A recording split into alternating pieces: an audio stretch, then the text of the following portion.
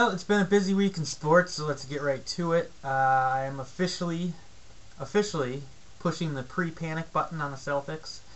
For those of you who don't know what the pre-panic button is, it means that I'm not in full-blown panic mode, but I am moderately to largely concerned with the situation.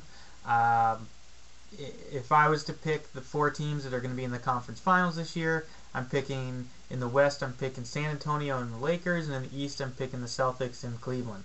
The harsh reality is, against these teams so far this year, the Celtics are 1-4. They have split the season, split the two meetings with the Cavaliers. They've lost both meetings with the Lakers, and they recently just lost their first contest with San Antonio. What concerns me even more about that is they lost to the Lakers and San Antonio in the same week, in Boston, in close games. So basically, the Celtics are saying they can't win close games, even at home, against good teams. I find that to be quite alarming. So I'm not in full panic mode yet, but I am, like I said, moderately to largely concerned. So the pre-panic button has been pushed. Hopefully I can take my finger off that pretty soon if the Celtics go on a roll here. They're just not hitting the big shots when they need to. Against San Antonio, there were a couple of questionable calls at the end of the game, but when you're the NBA champs, you have to be able to overcome that kind of stuff. We'll switch gears now and go right to spring training. Pitchers and catchers start tomorrow, so that's encouraging. But we'll talk more about spring training once it gets into full swing. There's a couple storylines with the Red Sox that I want to be watching very closely, so we'll go over those probably next week. A-Rod, speaking of baseball. When I talk about A-Rod now, today I'm going to talk to him not as a Yankee hater, not as a Red Sox fan, not as an A-Rod hater, but as a baseball fan. And I got to tell you, I'm quite disappointed, largely because when Barry Bonds passed Hank Aaron in the home run rate, or for the home run crown, the one thing that I kept telling myself was, we'll deal with it for a few years, whatever. Pretty soon, A-Rod's going to pass Bonds, and then we'll once again have a home run king that supposedly, I thought, everyone else thought, did everything right in the clean way. Well, we're finding out now that the next person in line for the home run crown is also tainted. So I'm quite upset about that. However, I was encouraged by A-Rod's actions. He came right out the next day and said, yes, guess what, I did it, I'm sorry, this is when I did it, this is what I did. So, that was a breath of fresh air. I was getting a little sick of the Roger Clemens and the Miguel Tejadas and the Barry Bonds and the Mark McGuire's, who's just been avoiding the question altogether and getting themselves into quite a bit of trouble for doing it, especially in the cases of Bonds, Clemens, and now today it came out that Tejada's in a little bit of trouble too. So it was a breath of fresh air to hear him say, yes, I did it, but that's not excusing him. I think it was an awful mistake. I'm still, like I said, I'm upset about it. Hate to see it, but so it goes.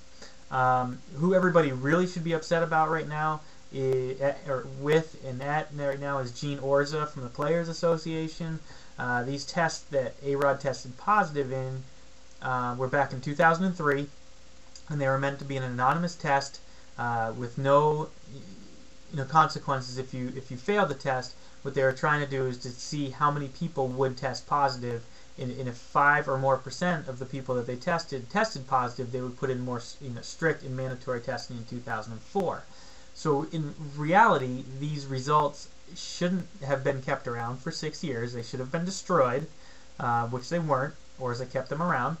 And it also has come out on several different occasions in the past, but with this case now, it's come out again that Orza was tipping off players as to when these random, anonymous tests were going to take place, so that they could prepare themselves for these tests. And apparently he did that with A-Rod in 2004, and I just find that to be disgusting.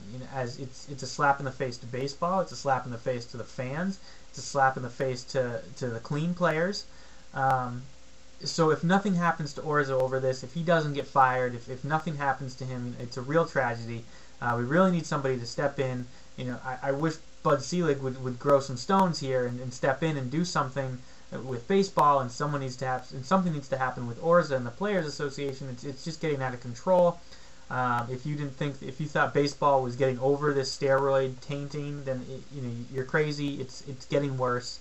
I want all 104 names from those 2003 testing to be released.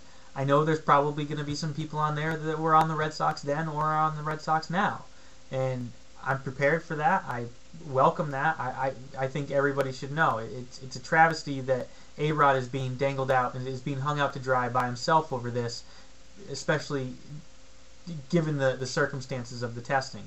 Steroids were not banned in baseball in 2003, so I'm not making any excuses for A-Rod, but the fact that his name is the only one that comes out of 104 seems a little unfair to me, and the fact that that those tests were even kept around is of greater concern. So, take that for what you will. Being a Yankee hater, an A-Rod hater, and a Red Sox fan, I can tell you it's going to probably be a fun couple of nights at Fenway this year. But it is a slap in the face, and really I'm not surprised at it, just a little disappointed. Lastly, I was watching the Celtics-Lakers game this past week, last week I guess, and something just caught my eye and I thought it was kind of funny. At the very end of the game they were showing, and I'm sure they showed it throughout the whole game, but I noticed at the very end, they showed a commercial. It was kind of like a NBA gives back type of thing. They showed some NBA superstars helping to build a house for underprivileged families, and they had some kids with them, and they were helping them, and it was, whatever. The NBA has to do that kind of stuff. In one of the very last scenes, Kobe Bryant was with a kid, and he could be seen driving a nail into the back of a stud. Now, I noticed it because I enjoy carpentry, and he was in the inside of the house, and he had the exterior wall and a stud, and nothing was on the inside of that stud. Yet he was driving a nail into the stud. The nail wasn't doing anything. It wasn't holding anything up. He was just simply driving a nail into a stud, into a piece of wood, doing nothing. And at the end, he drove it in, and he got all excited and high-fived the kid. And I thought to myself, gee, that's strange, but I guess it just proves my theory that, yes, Kobe Bryant will nail anything that's in front of him. I wonder if that 2x4 ever worked at a spa in Colorado.